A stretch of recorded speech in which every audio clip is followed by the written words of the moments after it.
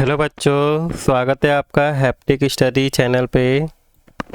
आज हम chapter number 11 प्रकृति की अमूल्य संपदा, इसका नेक्स्ट पार्ट करेंगे।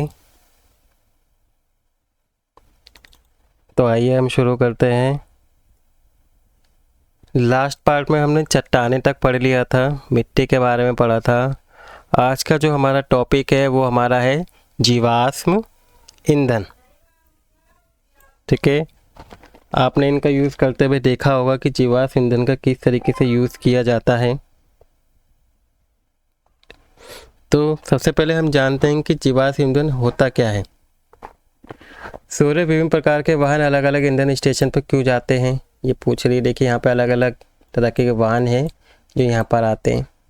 इसका कारण ये है कि विभिन्न प्रकार के ईंधन का उपयोग करते हैं। उदाहरण के लिए जैसे पेट्रोल और डीजल। तो यहाँ पे वाहन के प्रकार का आपको नाम लिखना है और वहाँ पे किस प्रकार का ईंधन का यूज़ किया जाता है उसको चलाने के लिए उनका नाम यहाँ पे लिखना है। ठीक है, आपको सामान्य किस प्रकार के ईंधन का उपयोग ज़्यादा अच्छा होता है, अधिक होता है। वाहनों के लिए पेट्रोल और डीजल दो सबसे अधिक उपयोग किए जाने वाले ईंधन हैं जिनका यूज़ होता है। गाड़ियों में आपने देखा होगा कि पेट्रोल और डीजल का ज़्यादा यूज़ होता है। मिट्टी का तेल पेट्रोलियम से ही प्राप्त होता है। प्राकृतिक गैस, कोयला, पेट्रोलियम को आमतौर पर इन्हीं सबको हम क्या बोलते हैं बच्चों, जीवाश्म ईंधन बोलते हैं। और ये मूलतः पृथ्वी के भीतर सूक्ष्म जीवों और पौधों के दब जाने से पेट्रोलियम, प्राकृतिक गैस और कोयले में बदल जाते हैं, जो हमने अभी शुरू में पढ़ा था चैप्टर में। अब इन ईंधनों को बनने में कितने वर्ष लगे थे बच्चों, लाखों वर्ष लग जाते हैं। तो प्राकृतिक गैस का उपयोग भोजन बनाने, विद्युत उत्पादन करने के लिए भी किया जाता है। आजकल इसका उपयोग वाहनों में भी होने लगा है सीएनजी के रूप में। अब सीएनजी का आपको पूरा नाम पता होना चाहिए बच्चों, संपीड़ित प्राकृतिक गैस होता है। ये पेट्रोल और डीजल की तुलना में अच्छा माना जाता है। कोयला का उपयोग मुख्य रूप से विद्युत उत्पादन के लिए किया जाता है और ये भारत के कई भागों में भी पाया जाता है। प्रमुख कोयला उत्पादक राज्यों को हमें पता लगाना है कि कहाँ पे सबसे ज़्यादा कोयले का उत्पादन होता है। तो कोयला, लकड़ी और गोबर के उपयोग ईंधन के रूप में उपयोग होने वाला, पहले भोजन बनाने के लिए इसका यूज़ किया जाता था पहले। अब प्रदूषण कम करने वाली प्राकृतिक गैस आ गई है जिसका यूज़ होता है एलपीजी से बोलते हैं। एलपीजी मतलब द्रवित पेट्रोलियम गैस। अब इनका यूज़ होने लगा है खाने को बनाने में क्योंकि ये ज़्यादा प्रदूषित नहीं होता है। तो आप देखिए यहाँ पे देख पा रहे हैं पेट्रोल है ना, ये कोयला, ये पेट्रोल और इसके अंदर क्या आती है, प्राकृतिक गैस। हाँ, जीवाश्म ईंधन हमारे पास सीमित मात्रा में ही है, ज़्यादा नहीं है। यदि हम जीवाश्म ईंधन का उपयोग वर्तमान में इसी प्रकार सतत रूप से करते रहें और लगातार अगर हम इनका यूज़ करते रहेंगे तो क्या हो, एक ऐसा समय आएगा जब जीवाश्म ईंधन क्या हो जाएगा बच्चों, ख़त्म हो जाएगा। तो ऐसी ही स्थिति से बचने के लिए हमें ऊर्जा के दूसरे स्रोत, वैकल्पिक स्रोत खोजने होंगे ताकि हम इनकी जगह उनका यूज़ कर सकें। और जीवाश्म ईंधन के जलाए जाने पर धुआं, कार्बन डाइऑक्साइड गैस भी उत्पन्न होती है जो वायु को क्या कर देती है, प्रदूषित करती है। परिवहन और घरेलू ईंधन के लिए जीवाश्म ईंधन पर अत्यधिक निर्भरता के परिणाम स्वरूप बड़े पैमाने पर क्या होता है, वायु प्रदूषण होता है। नेक्स्ट टॉपिक हमारा आता है प्राकृतिक संसाधन, जो नवीकरणीय और अनवीकरणीय। इसके दो प्रकार होते हैं प्राकृतिक संसाधन के, नवीकरणीय और अनवीकरणीय। तो प्राकृतिक संसाधन सबसे पहले हम ये जानते हैं कि होते क्या हैं बच्चों। तो प्राकृतिक संसाधन ऐसे संसाधन होते हैं जो हमें प्रकृति से प्राप्त होते हैं। तो ये संसाधन जिन्हें हम प्रकृति से प्राप्त करते हैं उन्हें हम क्या बोलते हैं बच्चों, प्राकृतिक संसाधन बोलते हैं। इसके बाद फिर संसाधन क्या है, संसाधन बच्चों वो होते हैं जो हमारे जीवन को बनाए रखने के लिए ज़रूरी होते हैं, इनको हम संसाधन कहते हैं। जैसे हमें सूर्य से जो ऊष्मा मिलती है, प्रकाश मिलता है, नदियों से पानी मिलता है, ठीक है, पौधों से खाना मिलता है। तो ये सभी क्या हैं, संसाधन हैं। और ये सब कहाँ से मिलते हैं, प्रकृति से मिलते हैं।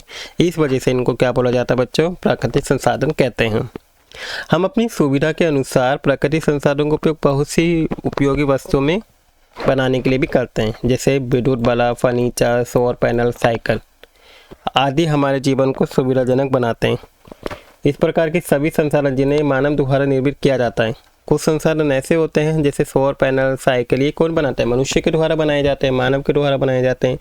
तो ऐसे संसाधन बच्चों जो मानव के द्वारा बनाए जाते हैं यानी कि मनुष्य के द्वारा बनाए जाते हैं उन्हें क्या बोलते हैं बच्चों? हम मानव निर्मित संसाधन कहते हैं।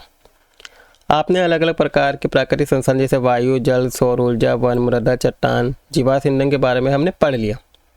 समय के साथ इनमें से कई प्राकृतिक संसाधन प्राकृतिक प्रक्रिया द्वारा पुनर्भरित भी हो जाते हैं, मतलब इन दोबारा से भी हम प्राप्त कर सकते हैं अगर एक बार यूज़ कर लिया।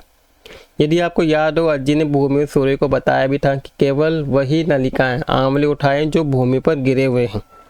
ये बात सुनिश्चित करते कि अन्य जंतु और पक्षी के लिए पर्याप्त फल उपलब्ध हो, मतलब जो अन्य हैं वो उनको भी क्या करें, उनके लिए फल बचें। जंतु और पक्षी के मल से निकलने वाले बीज नए पौधे उगाने में मदद करते हैं। यद्यपि इस प्रक्रिया में नए पेड़ों से फल मिलने में कुछ वर्षों का समय तो लगता है, अतः संसाधन जिनका उचित समय अवधि के भीतर नवीनीकरण यानी कि दोबारा से प्राप्ति हो जाती, पुनः पूर्ति हो जाती है, उन्हें हम बोलते हैं बच्चों नवीकरणीय संसाधन कहते हैं। वायु, जल और वन ये सभी क्या है? नवीकरणीय प्राकृतिक संसाधनों के कुछ उदाहरण हैं। अब प्रकृति उनका नवीकरण कर देती है, हमें प्राकृतिक संसाधनों का विवेकपूर्ण उपयोग करना चाहिए, लेकिन फिर भी हमें सही तरीके से उनका यूज़ करना चाहिए, हमें वेस्टेज नहीं करना चाहिए, उनको बेकार नहीं करना चाहिए। दूसरे शब्दों में जीवाश्म ईंधन निर्मित होने में लाखों वर्ष लगते हैं। ये सीमित मात्रा में पाए जाते हैं, कम पाए जाते हैं और एक बार उपयोग करने के बाद हमें दोबारा से हम इसका यूज़ नहीं कर सकते हैं और ये उचित समय अवधि के भीतर उत्पन्न नहीं होते हैं। ठीक है, जल्दी उत्पन्न नहीं होते हैं, हम जल्दी से नहीं बना सकते जीवाश्म ईंधन को और ना ही इनको दोबारा से पूर्ति हो सकती है। तो ऐसे संसाधन को हम क्या कहते हैं बच्चों? अनवीकरणीय संसाधन कहते हैं। अब इसके उदाहरण क्या हैं? जैसे खनिज, मृदा, चट्टान, कोयला, पेट्रोल, प्राकृतिक गैस, इन सबको बनने में बहुत समय लगता है, तो इसलिए इन्हें अनवीकरणीय संसाधन कहते हैं। अब नेक्स्ट टॉपिक हमारा आता है हमारे उपयोगी संसाधन कौन कौन से हैं। ये भूमि सूर्य के लिए अपनी अज्जी के घर रोमांचक छुट्टी के बाद घर लौटने का समय है। उनकी अम्मा उन्हें लेने आई। भूमि सूर्य ने अम्मा को बगीचे में उग रहे सागों के पौधे दिखाए और वे सूखी मिर्च दिखाई। अज्जी ने उन्हें घर ले जाने के लिए भी दे दी। जब वे नगर में पहुंचे तो उन्होंने आसमान के रंग और हवा की गंध में बदलाव देखा। यहाँ बहुत कम पेड़ है, हवा की गंध भी अज्जी के घर की हवा जितनी अच्छी नहीं है। उन्हें वाहनों से निकलने वाले धुएं की भी गंध आ रही थी। वहाँ पे वायु प्रदूषित भी देखने को मिल रहा था। तब मैं कहती है हाँ, अब जब वाहनों में जीवाश्म ईंधन का उपयोग करते हैं तो धुआं उत्पन्न होता है इससे, और आजकल ऐसे वाहन उपलब्ध हैं जो प्रदूषण कम फैलाते हैं। उदाहरण के लिए जैसे विद्युत वाहन, ठीक है, बिजली से चलने वाले वाहन भी आजकल हो रहे हैं, जिनसे क्या होता है, जिसमें से धुआं ही नहीं निकलता, तो वो वायु प्रदूषण करते ही नहीं है। अच्छे लोग इन वैकल्पिक वाहनों को अपनाने का प्रयास अब क्या है धीरे धीरे कर रहे हैं, ताकि वायु प्रदूषण को धीरे धीरे क्या किया जा सके, कम किया जा सके। तो वायु प्रदूषण कम करने के लिए उपलब्ध विकल्पों की सूची आप भी बना सकते हैं कि अगर वायु प्रदूषण कम करना है तो उसके लिए हमें क्या क्या करना चाहिए। तो आपको इनके नाम लिखने हैं यहाँ पे। इसके बाद हम अपने दैनिक जीवन में कई प्राकृतिक संसाधनों का उपयोग करते हैं। कुछ संसाधनों को पहचानें जो कि क्रियाकलाप 11.6 को पूरा करने में हेल्प किया जा सके। ठीक है, यहाँ पे दे रखिए, यहाँ पे कुछ गतिविधियाँ हैं, जैसे कपड़े धोने के लिए किसका यूज़ करते हैं, मिट्टी के खिलौने बनाने के लिए मिट्टी का यूज़ करते हैं ना, जल की लकड़ी इकट्ठा करना, इन सबको बनाने के लिए किन का यूज़ करता है वो आपको वहाँ पे लिखना है। ठीक है, पतंग बनाने के लिए पता ही आपको कागज़ बनाने के कागज़ का यूज़ करते हैं। तो आपने कितने प्राकृतिक संसाधनों की सूची बनाई, उनकी सूची आपको क्या करनी है, अपने फ्रेंड के साथ कंपेयर करनी है जो आपने यहाँ पे फिल किया है। इस बार आपने और आपके मित्रों ने प्राकृतिक संसाधनों की सूची बनाई जिनमें से कई का उपयोग हम प्रतिदिन करते भी हैं, जैसे जल, वायु, मृदा, पौधों, जंतु से प्राप्त होने वाले भोजन। हमें ये संसाधन प्रकृति से ही मिलते हैं और हम अपने उपभोग के लिए इन संसाधनों से वस्तुएं भी बनाते हैं। जैसे कागज़ है, कागज़ से हम कई सारी वस्तुएं बनाते हैं, इसलिए हमें अपनी प्राकृतिक संसाधनों का संरक्षण भी करना चाहिए, उनको बचाना चाहिए, उनको वेस्टेज नहीं करना चाहिए, उनका अपव्यय ना करते हुए दायित्वपूर्ण उपयोग करना चाहिए सही तरीके से। और इस प्रकार पर्यावरण को हानि भी पहुंचाए बिना हमें अपनी आवश्यकताओं को पूरा करना चाहिए और भविष्य के लिए भी इन्हें बचा के रखना चाहिए। मानव सहित सभी सजीव अपने अस्तित्व के लिए इन पर निर्भर रहते हैं। पृथ्वी प्रत्येक मनुष्य की आवश्यकता की पूर्ति के लिए पर्याप्त संसाधन उपलब्ध कराती है, लेकिन प्रत्येक मनुष्य के लालच को पूरा करने के लिए नहीं। ये किसने बोली है? एम के गांधी जी ने बात बोली है। तो ये चैप्टर आपका पूरा हो गया, जिसमें हमने वायु, पेट्रोलियम, ठीक है, इनके वर्गीकरण, जीवाश्म, इन सब टॉपिक्स के बारे में हमने पढ़ा है। अब एक बार इसका सारांश लिख लेते हैं कि हमने चैप्टर में क्या क्या जाना। अधिकांश संसाधन जो हमारे अस्तित्व के लिए जरूरी है वो प्रकृति के द्वारा बनाए प्रदान किए जाते हैं। प्रकृति के द्वारा प्रदत्त संसाधनों की प्राकृतिक संसाधन कहते हैं, जो हमें प्रकृति से मिलते हैं। अब कुछ महत्वपूर्ण प्राकृतिक संसाधन वन, वायु, जल, मृदा, चट्टान, जीवाश्म ईंधन और सूर्य से प्राप्त ऊर्जा, ये सभी क्या हैं?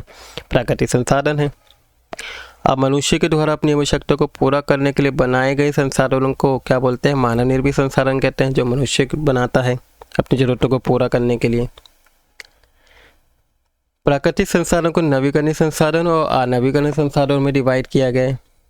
अब वे संसाधन जिनकी पूर्ति एक ऊंची अवधि के भीतर हम कर सकते हैं उन्हें नवीकरणीय संसाधन कहते हैं, और वे संसाधन जिनका भंडार सीमित मात्रा में है, जिनकी पूर्ति हम जल्दी से नहीं कर सकते, उन्हें अनवीकरणीय संसाधन कहते हैं। मानव सहित सभी सजीव अपने जीवन के प्राकृतिक संसाधनों पर ही निर्भर हैं, इसलिए हमें उनका क्या करना चाहिए? सही तरीके से यूज़ करना चाहिए। तो ये आज आपका चैप्टर कंप्लीट हो गया है। आई होप आपको आज के कराए हुए टॉपिक आपको अच्छे से समझ में आए होंगी और आपको वीडियो भी अच्छी लगी होगी। अगर आपको वीडियो अच्छी लगी तो बच्चों प्लीज़ वीडियो को लाइक कर दीजिएगा, और अगर आप इस चैनल पर नए हैं तो प्लीज़ चैनल को सब्सक्राइब कर दीजिएगा। Thank you for watching video.